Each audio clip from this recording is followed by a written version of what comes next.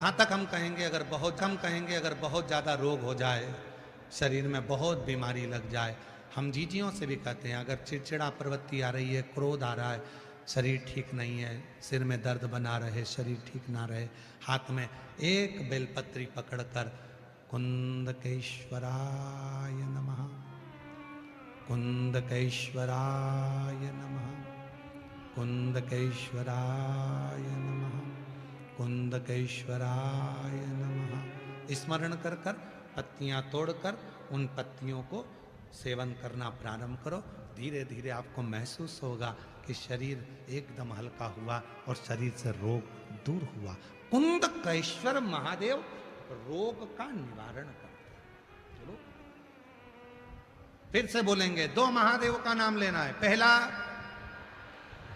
सारे पंडाल में से आवाज आना चाहिए, पहला एकांतेश्वर, दूसरा कुंदकेश्वर। ये 2 महादेव। और कल 2 देवियों का स्मरण कराया था, पहली अर्पणा, दूसरी तिलकेश्वरी। ये 2 देवी रोगों के लिए साथ।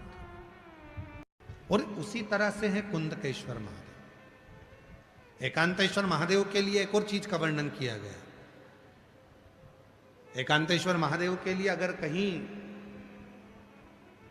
ध्यान दें, थोड़ा सा हो सकता है कि स्मरण में आप लोगों के रहेगा तो आगे काम आ सकता है। एकांतेश्वर महादेव, यदि शरीर के अंतर्गत कहीं पर भी कोई चर्म रोग अगर शरीर में आ गया, कोई भी चर्म रोग आ गया, चाहे चमड़ी काली पड़ गई हो, चाहे चमड़ी सफेद पड़ गई हो, चाहे कोई शरीर का भाग दाग से मैं पीड़ित हो रहा हो, पूरा शरीर अगर बेकार भी हो रहा है, तो उसके लिए भी एकांतेश्वर महादेव का स्मरण।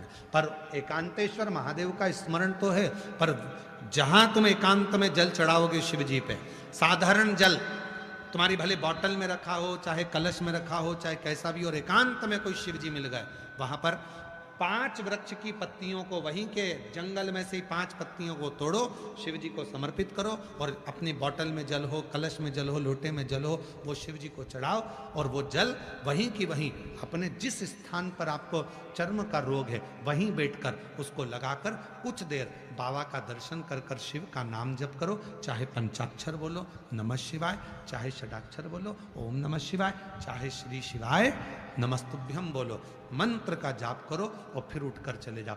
4-5 बार यदि एकांतेश्वर महादेव पर चढ़े हुए जल का अपने शरीर पर आपने लेपन करना प्रारंभ करा, वो चर्म रोग धीरे धीरे धीरे धीरे समाप्त होता चलेगा। कल एक पत्र था,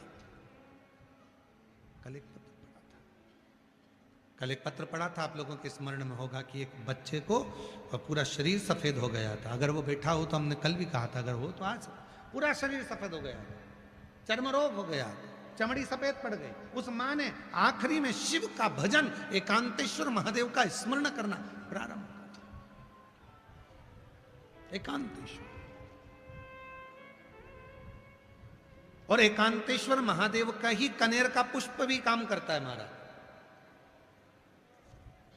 कोई प्रॉपर्टी है, कोई जमीन है, कोई प्लाट है, बिक नहीं रहा, बहुत टेंशन आ गया, बिकने कोई तैयार नहीं है, जा ही नहीं रहा, तो जहां एकांतेश्वर महादेव विराजमान है उन पर चढ़े हुआ कनेर का फूल उसी भूमि पर ले जाकर यदि पटका जाता है तो कुछ ही महीने में वो प्लाट कैसा भी हो, वो जमीन कैसी भी हो, वो बिकती जरूर है, बिक ही जाए। एकांतेश्वर महादेव शिव का एकांत स्वरूप, जहां भगवान उघड़दानी शिव विराज एकांत। ये कुंदकेश्वर पुरुषों के लिए भी, स्त्री के लिए भी, बेटों के लिए भी और बेटी के लिए भी, बुजुर्ग के लिए भी, माता और पिता के लिए भी बहुत काम करता है। यदि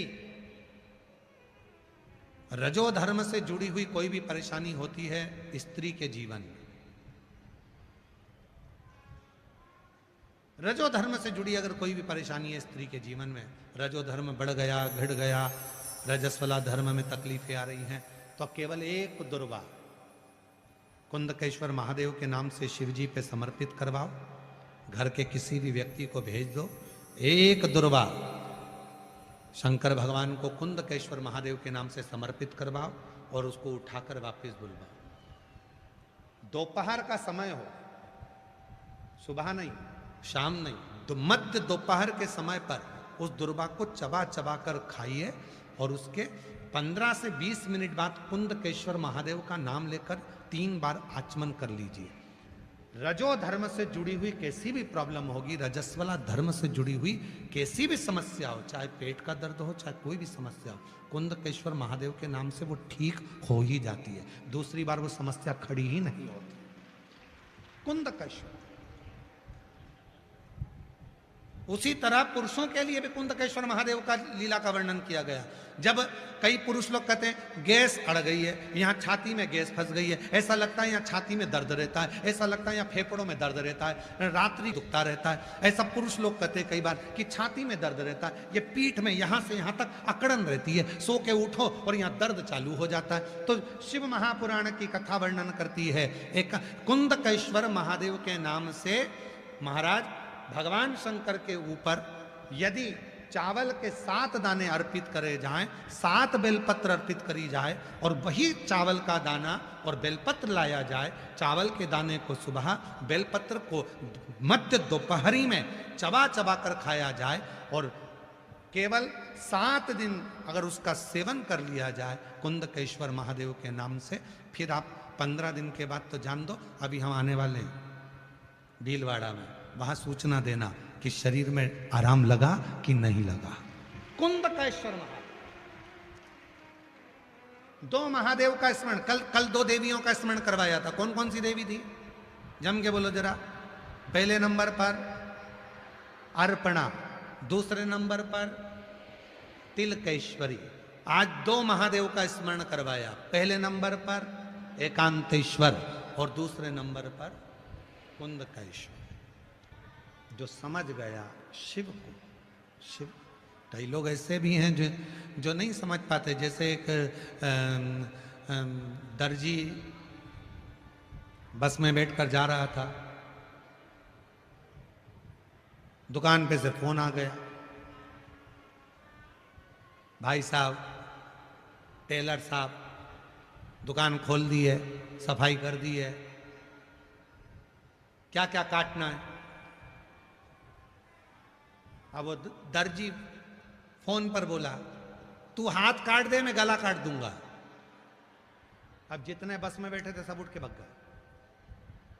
उन्होंने सोचा बताओ ये ना जाने किस किस का गला काटेगा, किस किस का हाथ काटेगा, क्या भरोसा है।